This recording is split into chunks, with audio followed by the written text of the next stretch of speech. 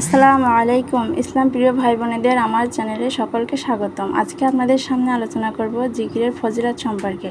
আর জিকির কী জিনিস সেটা তো আমরা কম বেশ সবাই জানি। তো জিকির হচ্ছে আল্লাহ তাআলাকে স্মরণ করা। সেটা বিভিন্ন বিষয়ের মাধ্যমে হতে পারে, তবে কিছু কিছু উল্লেখযোগ্য বাক্যগুলোর মাধ্যমে আমরা আল্লাহ তাআলাকে স্মরণ করি বা তার জিকির করি। আর তা হচ্ছে সুবহানাল্লাহ, আলহামদুলিল্লাহ, লা ইলাহা ইল্লাল্লাহ, আল্লাহু আকবার।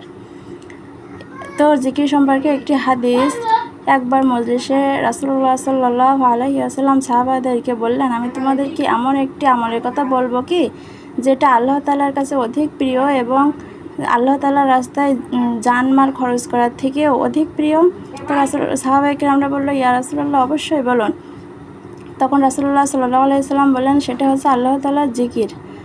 তো দেখুন আল্লাহ তাআলার জিকিরের কত গুরুত্ব বা মর্যাদা। আল্লাহ তাআলা আমাদেরকে জিকিরের উপর আমল করার তৌফিক দান করুক। আমিন।